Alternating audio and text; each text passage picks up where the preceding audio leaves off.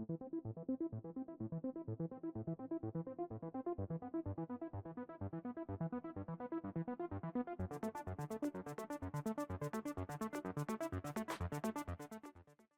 everyone, welcome back to the range. My name is Matt. Ammunition review today, 300 black. Now in full transparency, BlackArc Munitions sent over this 300 Blackout 110 grain Tac-XT for us to review with no strings attached. Their claim to fame is some really hot Mark II 62 Mod 1 that they are still loading and sold out, so we're waiting to get some of that in, but they sent some of this 300 Blackout for us to check out. In the meantime, their claim to fame is using the NAS3 cases, which are the multi-piece cases here, to achieve slightly better velocity than a lot of our commercial loadings.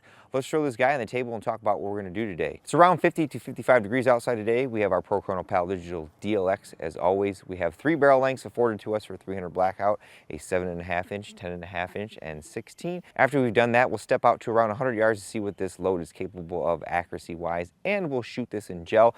Typically, because most of our 110 grain loadings are ideal for thermal performance or self-defense personal protection in our 300 Blackout. What I like about this NAS3 case is that it is actually lighter than our brass. It's not much lighter, but when you actually pick it up, you can actually tell a difference that it actually weighs less. Up first, we'll start with our shortest barrel length. This is a 7.5 inch PSA build. I do believe it has a 1-in-7 twist barrel.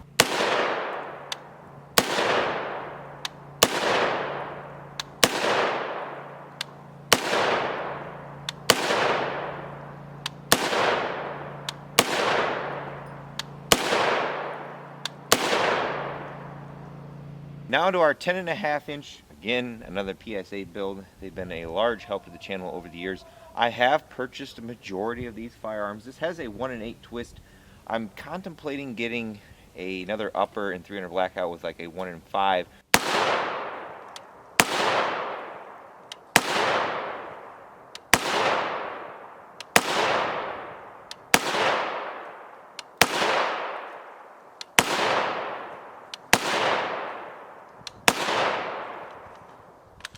Nice. And finally, our 16 inch. This has a 1-in-8 twist as well. Again, from Palmetto State Armory.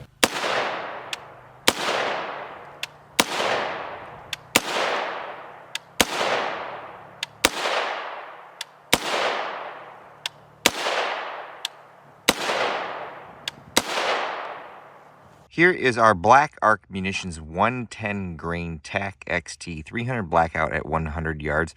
We first used our 16 inch with the primary arms 18 power first focal plane scope in a lead sled on a bench, 50 to 55 degrees outside. I can see this target very nicely. Our first group was 2.3 to 3 inches, not terrible. Our second group was the best, 1.516. Both of those had our JK Armament rifle kit suppressor on there. We got out the 10.5 inch, put that primary arm scope on there, shot 2.003 inches, and then for some reason 2.696 inches. We had that one little flyer right there for some reason. Otherwise, that would have been a very impressive group had that been right in there. Of course, your mileage may vary. I'm using PSA guns, so your barrel quality could be a lot better than mine, and the twist rate could affect accuracy at some point. Otherwise, pretty much par for the course. Here is our BlackArc Munitions 110 grain at 100 yards. This is the 16 inch with a new Sig Sauer. This is the Tango MSR 1-6 LVPO. 1.371 inches, not too shabby from a lead sled. I did shoot the AAC VMAX on the same day, 1.253 inches, so just slightly a little better. I think this group represents a little better than that one. Now we'll see what our 110 grain Tac-XT will do in some ballistics gel. We have the clear ballistics gel 10% variant down there, 6x6x16 block.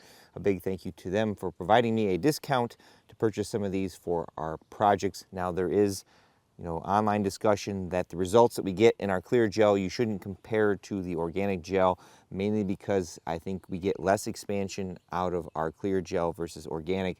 So again, this is just a general data set for you to look at, and if you're, LEO, military, and you need that data, always defer to actual FBI testing.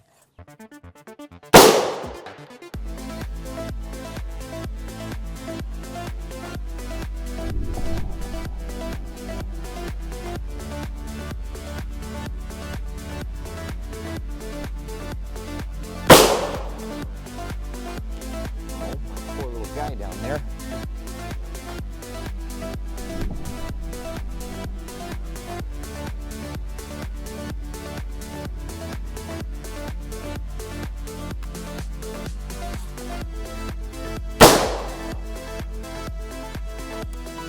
Lots of tooting down there on those gel blocks, folks.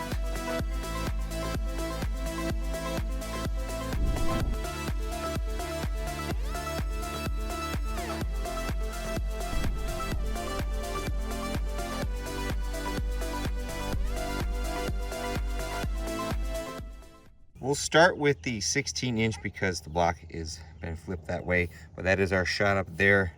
Lots and lots of terminal effect, exceeding out to the 10+ inch mark, and it actually leaves our block, I apologize, the block is hard to read, and then right around the 17 to 18 inch mark, there is our bullet sideways in the block above it. So it looks like at some point that bullet turns on its side this way and then penetrates up that way, because you can see the path is upward. This wound track up here is the 7.5 inch. Again, look at about an inch neck that time, but we have disruption extending through about the 12-inch mark, and it settles down and actually leaves the block and out to about the 22-inch mark. There's our bullet. It has expanded.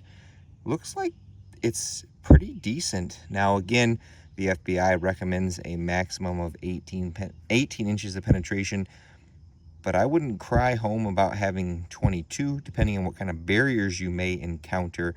I do believe our 110 grain, in my experience, supersonic 300 Blackout is ideal.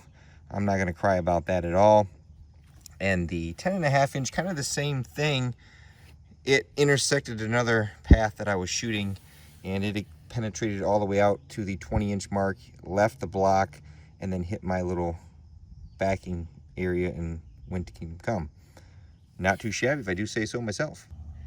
It's kind of hard to see, but here is our 10.5 inch. It tracks off to the right, you can see right there, and we're about 23 inches of penetration plus whatever, you know, it's got that. There are our recovered rounds. I did fire a 10.5 inch off camera. I got to approximately 25 to 26 inches of penetration, so fairly close to the 7.5 inch. You can see those expanded diameters are almost the same. The 16 inch looks like there's a lot of extra velocity there, so we possibly had some over expansion, and we almost lost that pedal there, but nice.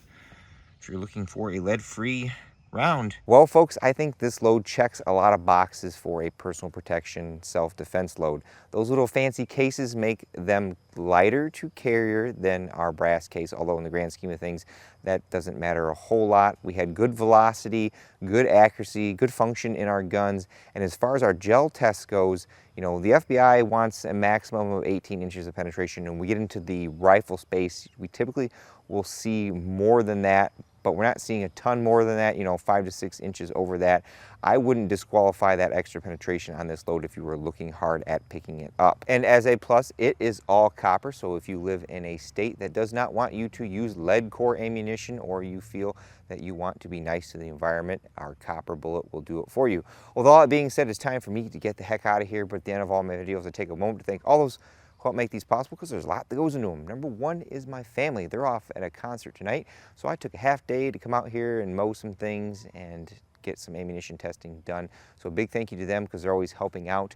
Number two is my Patreon, Subscribe Star, and YouTube channel members. They also help out a lot. I have a campsite in the description below. It's a landing page with various different links that can help out the channel. There's a discount codes and affiliate tracking links that cost you nothing if you're looking at making a purchase.